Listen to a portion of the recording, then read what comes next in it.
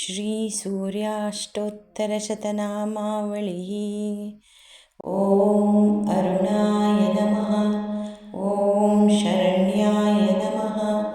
ॐ करुणारससिन्धवे नमः। ॐ असमानबलाय नमः। ॐ आर्तरक्षणाय नमः। ॐ आदित्याय नमः। ॐ आदिभूताय नमः। ॐ अखिलागमवेदिने नमः। ॐ अच्युताय नमः। ॐ अखिलज्ञानाय नमः। ॐ अनन्ताय नमः। ॐ इनाय नमः। ॐ विश्वरूपाय नमः।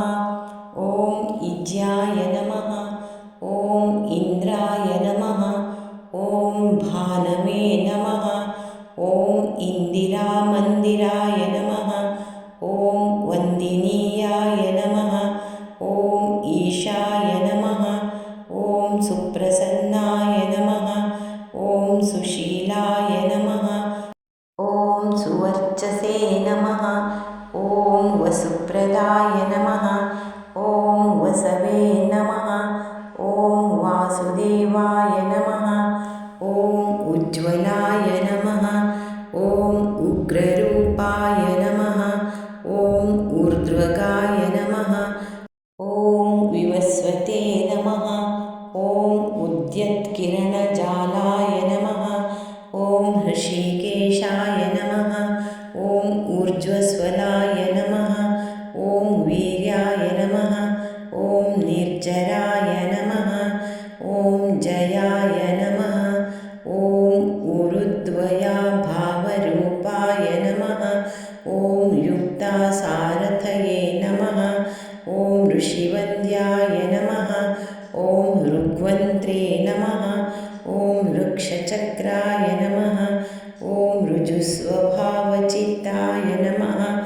ॐ नित्यस्तुत्याय नमः। ॐ ऋकारमातृकावर्णरूपाय नमः। ॐ उज्ज्वलतेजसे नमः। ॐ वृक्षाधिनाथमित्राय नमः। ॐ पुष्कराक्षय नमः। ॐ लुप्तदन्ताय नमः।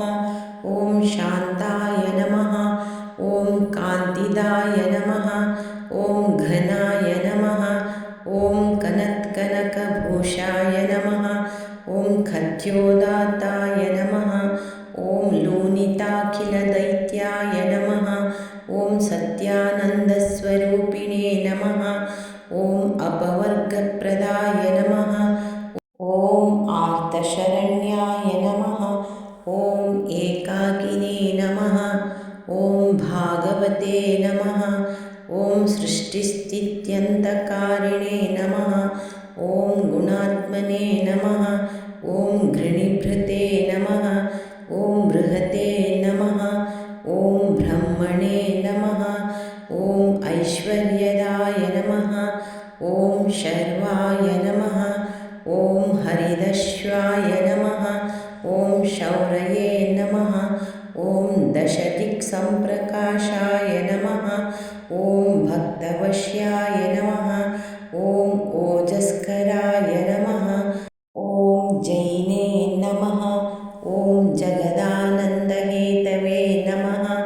ॐ जन्ममृत्युजराव्याधिवर्जिताय नमः। ॐ औन्नत्यपदसञ्चाररस्ताय नमः। ॐ असुरारये नमः। ॐ कमनीयकण्ठाय नमः। ॐ अब्धवल्लभाय नमः। ॐ अन्तर्बहिःप्रकाशाय नमः। ॐ अचिन्त्याय नमः। ॐ आत्मरूपिणे नमः। ॐ अच्युताय नमः। ॐ अमरेशाय नमः। ॐ परस्मै ज्योतिषे नमः। ॐ अहस्कराय नमः। ॐ रवये नमः। ॐ हरये नमः। ॐ परमात्मने नमः। ॐ तरुणाय नमः। ॐ वरेण्याय नमः।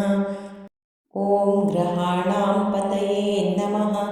ॐ भास्कराय नमः। ॐ आदिमध्यान्तररहिताय नमः। ॐ सौ सौख्यप्रदाय नमः। ॐ सकलगतां पतये नमः। ॐ सूर्याय नमः।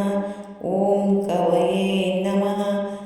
ॐ नारायणाय नमः। ॐ परेशाय नमः।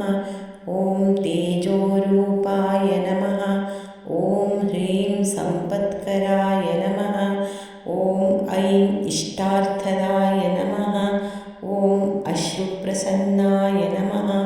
ॐ श्रीमते नमः। ॐ श्रेयसे नमः। ॐ भक्तकोटिसौख्यप्रदायिने नमः। ॐ निखिलागमवेद्याय नमः। ॐ नित्यानन्दाय नमः।